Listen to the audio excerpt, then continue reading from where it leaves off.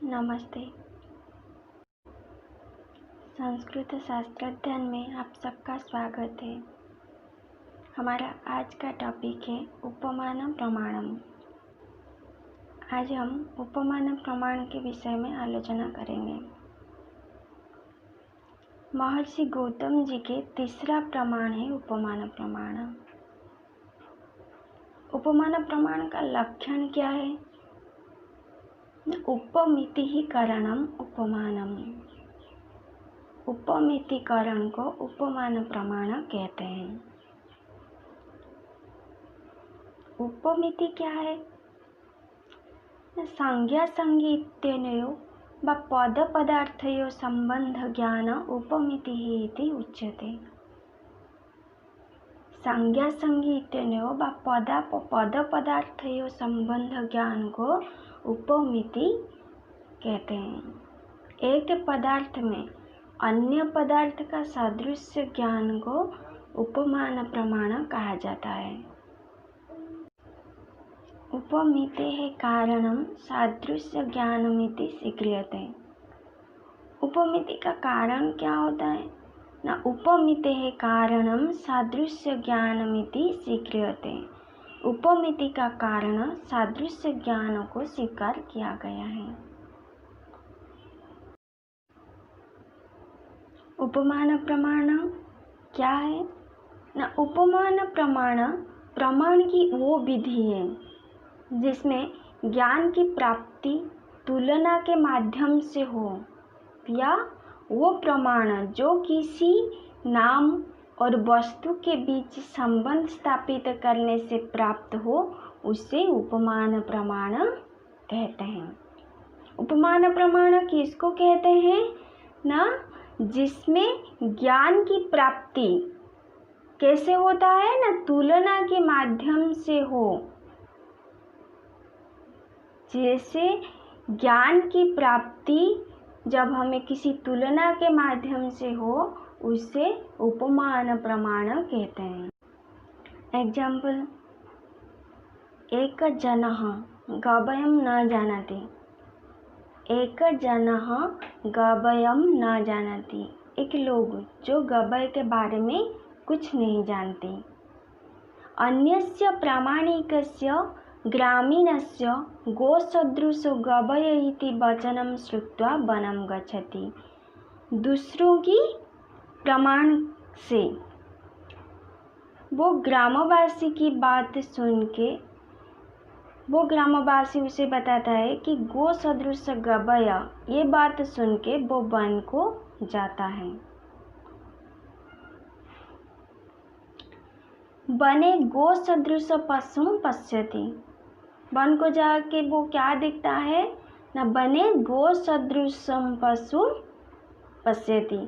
One में वो गाय के जैसे पशु को देखता है। तदा तं दृष्ट्वा ग्रामीणस्य वचनं स्मरति।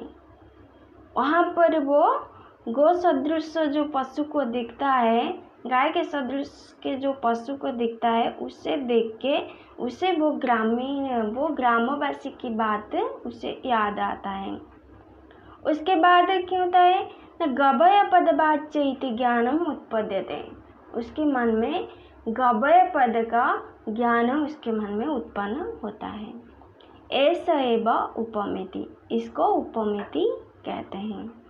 अस्या उपमितेः कारणं गवा सह गवयस्य समानता ज्ञानम, अतः सादृश्य ज्ञानमेव उपमान प्रमाणम। इस उपमिति कारण में क्या है ना, गाय के गवय का समानता है। यहाँ पर इसी समानता ज्ञान को व इसी सादृश्य ज्ञान को उपमान प्रमाण कहते हैं। एक मनुष्य जो गवय के बारे में कुछ नहीं जानती, उसे पता नहीं है गवय कैसा होता है, उसे ग्रामवासी से पता चलता है कि गाय सदृश गवय नामक पशु होता है। उसे ग्रामवासी से ये पता चलता है कि गाय गवय गाय जैसे होता है। ये बात सुनकर वो अरण्य को जाता है और वहाँ अपनी गौ सदृश किसी पशु को देखता है। वहाँ जाके वो गाय के जैसे किसी पशु को दिखता है।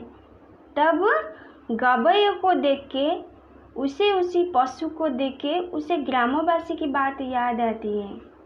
इसका फलस्वरूप क्या होता है ना, उसे उस पशु में गवय का ज्ञान होता है। ये उपमान प्रमाण है। इसीलिए सादृश्य ज्ञान को उपमान प्रमाण कहते हैं। ये उपमान प्रमाण त्रिविधम, उपमान प्रमाण 3 प्रकार का है। क्या क्या ना, साधर्म्य, वैधर्म्य, असाधारण। साधर्म्य, वैधर्म्य, असाधारण। इस साधर्म्य कहते हैं ना सादृश्य विशिष्ट पिंड ज्ञानम। सादृश्य विशिष्ट पिंड ज्ञानम। एग्जाम्पल, गो सदृश गवय, गाय के जैसे गवय, ये हुआ सादृश्य विशिष्ट पिंड ज्ञानम, यथा साधर्म्य धर्म। वैधर्म्य क्या है ना, वैधर्म्य विशिष्ट पिंड ज्ञानम, जिसमें कुछ ऑपोजिट है, जिसमें कुछ समानता नहीं है, उसे वैधर्म्य कहते हैं। वैधर्म्य विशिष्ट पिंड ज्ञानम। एग्जाम्पल, उष्ट्रनास्वादिवत समान पृष्ठ हयग्रीव शरीर। ऊंट जैसे घोड़े की शरीर, ऊंट के साथ घोड़े का कुछ समानता है उसमें नहीं है, ये हुआ वैधर्म्य। असाधारण धर्म। असाधारण धर्म क्या है ना, असाधारण धर्म विशिष्ट पिंड ज्ञान।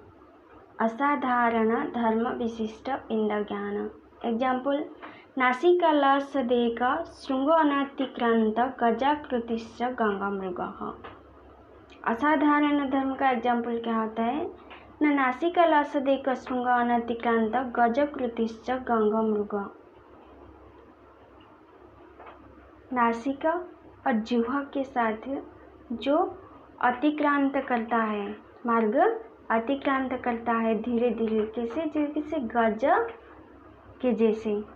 गज और गंगामृग का अर्थात गेंडे, स्नेल। हाथी के साथ गेंडे का कुछ समानता है, इसमें जो सादृश्य ज्ञान किया गया है ये हुआ असाधारण धर्म। अभी के लिए इतना ही है, फिर मिलते हैं नेक्स्ट एपिसोड में। अगर आपको मेरे ये एपिसोड पसंद आए तो प्लीज़ सब्सक्राइब कीजिए और बेल आइकन को प्रेस कीजिए ताकि हमारे अगले एपिसोड की सूचना आपको पहले मिल जाए। धन्यवाद।